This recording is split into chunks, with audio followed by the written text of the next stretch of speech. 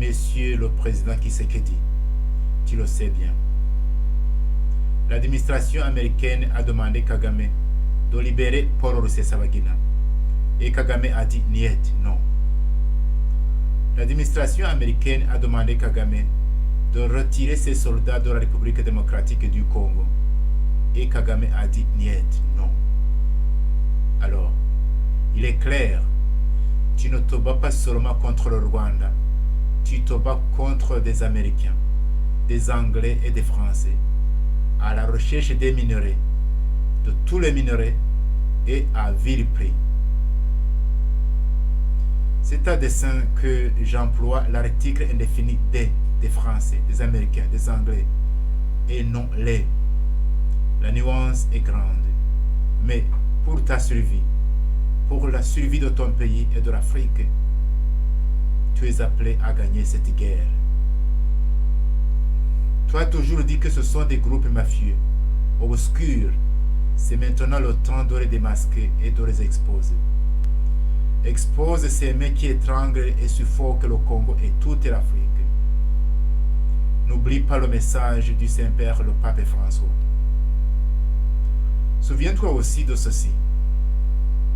Quand tu entretenais des contacts et des relations avec Kagame et son régime, tu t'enfonçais et tu enfonçais ton pays vers un précipice.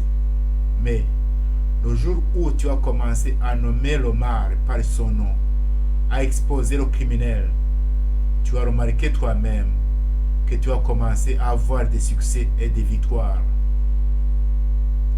Expose ces mecs qui étranglent ton pays. Si c'est le président Joe Biden qui complote contre ton pays, il faut le dire au monde entier et l'exposer.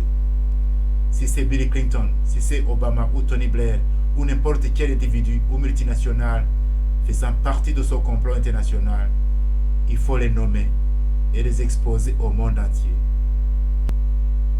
Tu sais, le loup panique et fuit devant les villageois qui crient au secours. Les ténèbres ont peur de la lumière. Le diable a peur de la justice et de la vérité.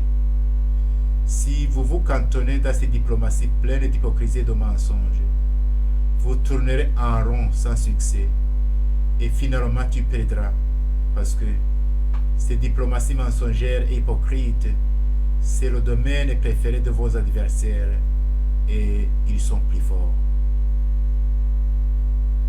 Et toi-même, si quelque part dans le passé tu aurais signé oralement ou par écrit des contrats douteux avec tes envahisseurs, il faut t'exposer toi-même en retirant publiquement ta signature et en demandant pardon.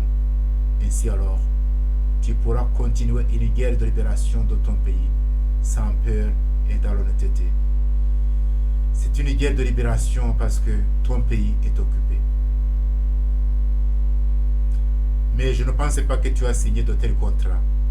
Mais parfois, j'ai la tentation de le soupçonner lorsque je constate l'attitude de ton gouvernement devant l'envahisseur ougandais ou devant les frontières qui séparent ton pays avec les pays de tes envahisseurs.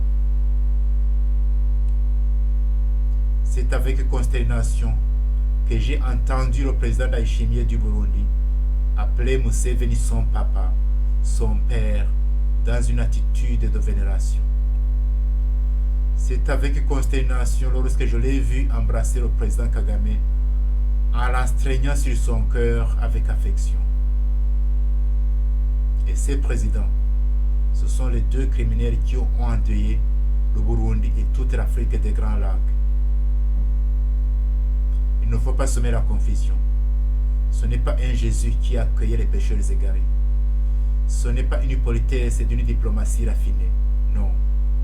C'est plutôt une ignorance spirituelle qui a fait paniquer le président Ndayishimiye jusqu'à le faire courber et le faire agenouiller devant le diable. Et il est en train de propager cette panique chez les autres présidents africains.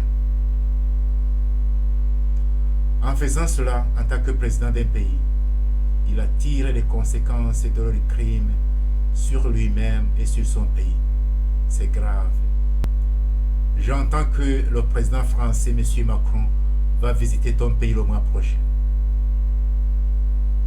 Il faudra l'accueillir non seulement comme un président d'un pays, mais il vous faudra aussi l'exposer au public et au monde entier comme quelqu'un qui soutient et qui protège un président et un régime qui ont génocidé les Congolais. Je ne sais pas si ce verbe existe dans la langue française. Même s'il n'existe pas, l'Académie française n'a qu'à se pendre, comme disait un philosophe rwandais. Je le répète encore, expose nommément ces mains qui étranglent, qui étouffent le Congo et toute l'Afrique. We can't breathe.